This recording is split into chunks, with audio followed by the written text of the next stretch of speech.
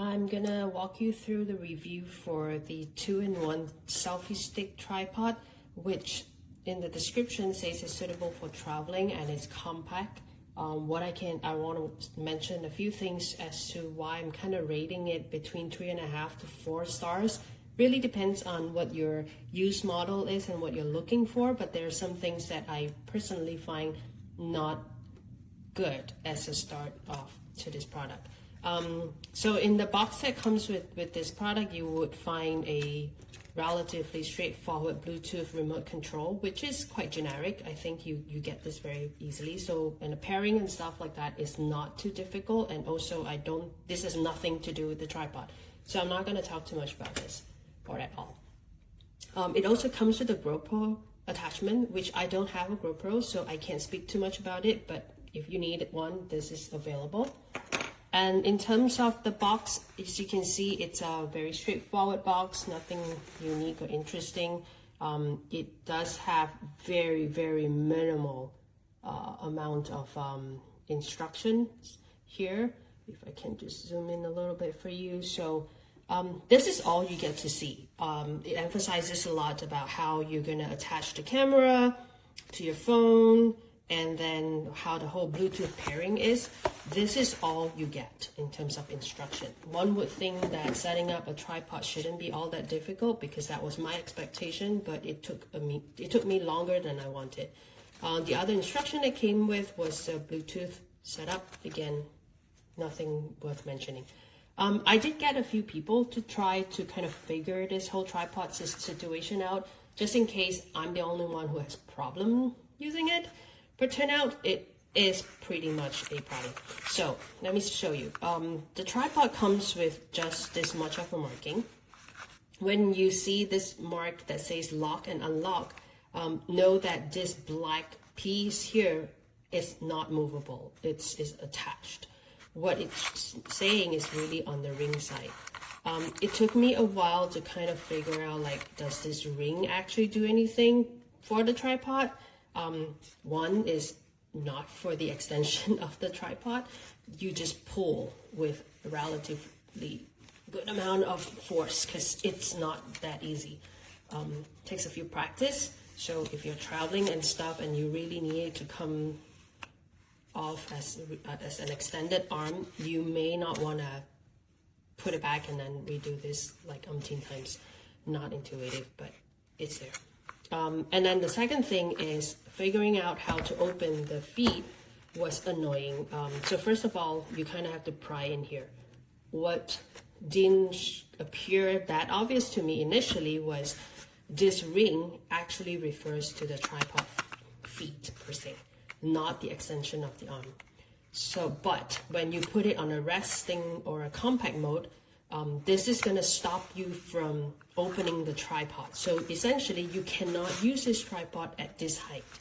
So you do have to pull the extender out a little bit and then loosen out the ring. Now, there is no stopper to this ring. You can go all the way and then it will hang dangling. Again, if you're traveling, this can be very annoying because you have to put it back again and then maybe hold the tripod in your hand or put it back into your backpack, whatever. It's annoying. And then you kind of fit it back again. So the extent of how much you loosen the ring is gonna essentially allow you to open up this tripod. So once this is kind of free up, prying this open is not that difficult. You kind of just pop it open. That's a click, or at least you feel a click. And then you open this up a little bit and you hold your hands on this ring and you push it out. Then it will be okay. But also note that once it is at maximum capacity, you can't move anymore. There is really a lot of space in this ring. So again, I don't know why there's no stopper here. It could have just done that so you know how much you should loosen up, but there's none. And to pull this tripod feet back, don't be stupid like me, where I push the feet. Doesn't work that way. Hold the same spot again and pull it back up. It's a lot easier, so don't make that mistake. And then once it gets here, just press gently and pop it back up, and you can tighten this if you want to, or you can just leave it where it's supposed to be and you push it back. Now that's one part of it. Secondly is, this is the knob to kind of tighten and loosen this ball. I wish there wasn't one. That's just, I feel like it's unnecessary, but again, it's fairly common. I just wish it wasn't that way, because once it's released, this ball is pretty much just loose as heck. No friction. In the description of the product, it would also say you can actually take your videos or mount your camera for vertical shots. So this is really what it means. The ball system here has a latch, a hinge on one side that allows you to do that. So one thing to note is, if you have set up your camera on the side and the lens isn't facing the way that you want it to take a vertical shot, you're gonna have to kind of turn it around again, or refixing, which is annoying, especially for phones. I hate clipping phones. And then on the other side, you just can't do it. But otherwise, it's pretty good. Like, you have quite a good amount of angle. And then as for the phone clip, I think it's pretty straightforward, I would say, sort of. You pull it out and then clip it. One thing I wanted to mention is, if you have a larger screen phone, this is a smaller phone. I have a larger phone, which I can't really show you right now. This thing is clipping up. But anyway, so if you were to clip your phone on the tripod, what's gonna happen here is it should be flushed to the tripod stand. But because you have to adjust your device, there's a high chance that you might end up pushing your device in an angle, which is common, right? Nothing bothering about it. But if you have a larger phone, it is highly likely that you're going to end up knocking on this screw, which is here. So imagine a larger phone is going to max out this extension, and your phone is going to slide out even easier and faster. So you're going to hit this screw, which you cannot remove because this is intended for the camera. And it's just something to note, because not everyone has a phone case or a phone case that is thick enough to protect the screen or the bumper. So you want to keep this flushed. Okay, so I hope that helps. And then, another thing to mention is, once the tripod is fully extended, I think it says 62 inches. It's really nice to have that height. One thing to note is it wobbles. It wobbles quite a fair bit, because the tripod stand at the bottom doesn't give you that much of surface to sit on. So I don't think I'll be very comfortable to put a DSLR for sure. A simple point and shoot, I think, should be fine. A phone should be okay. But just keep in mind that if there's strong wind and stuff like that, this is not gonna feel safe. I have not tested it out. It does feel heavy, so I'm hesitant to say this is travel friendly or compact. It is big. This is my hand, twice the size. Hope this helped.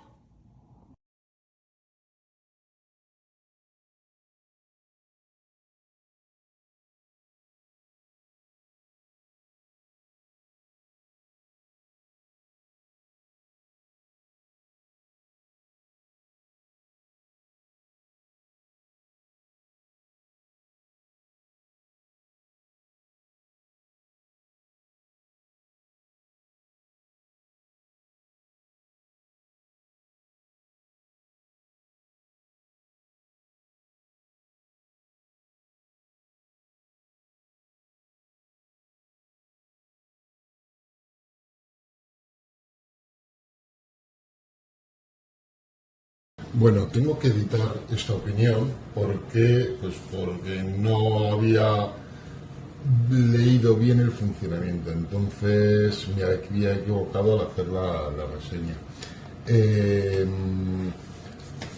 Este palo selfie no es solo palo selfie, es un trípode, pero a la vez nos sirve de palo selfie. Tiene esta tuerca, que es la que deja bloqueado el sistema de trípode, o si la abrimos podemos hay que soltar aquí un poco, hacer para poder abrirlo. Tenemos el pulsador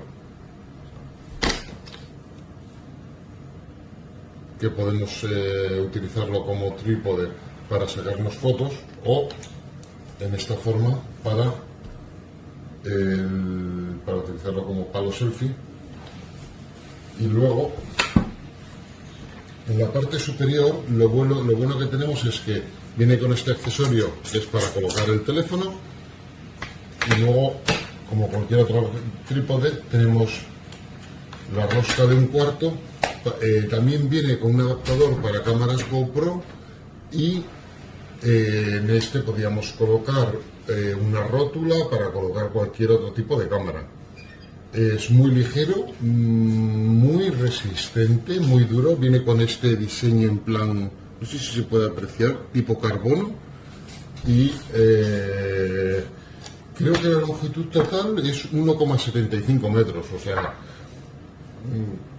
1,75 m, pues como una persona de alto. La verdad es que va muy bien, es resistente y aguanta muy bien el peso. Phone camera, you can attach it here, and then you could take your phone, for example, and put it on there, and now you can take pictures that way. So hopefully this helps, guys. Well constructed, feels nice and solid. The legs here are plastic, but the this is like a heavy duty plastic, I guess, if you want to call it that. So it feels nice and solid anyways. It doesn't feel cheap. And I think it will hold up well. And again, nice for gripping as well as using as a tripod. So you kind of get all in one, and you get the pivot as well. So I hope this helps.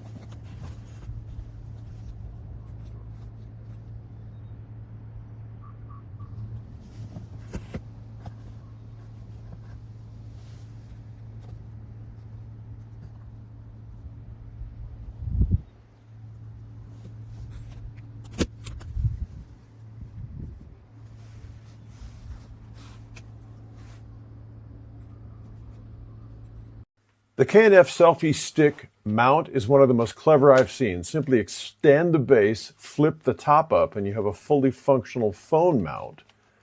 And then on top of that, you have a cold shoe mount for accessories, for example, like a light or an extended shotgun microphone. All kinds of accessories can be mounted here. This is a great and clever solution that makes the entire thing really compact, but also super functional. The clip and the mount itself are heavy-duty plastic, and they feel sturdy. They feel very quality made. When you pull the accessories off, you simply flip the top back down, collapse the base, fold it back in, and you have a regular quarter-20 mount for cameras or any kind of quarter-20 mount accessory. The entire stick is very compact. It's light enough to be able to take just about any place, throw it in a backpack. Very clever, very well thought out, very well made. It came like this, and you can install your camera like this over here, and you're gonna turn to the right this one, and here we go. Super strong.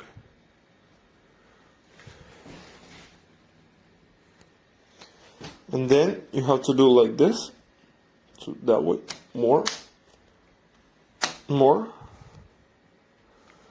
up, and here we go. You have it all. Here's for the phone.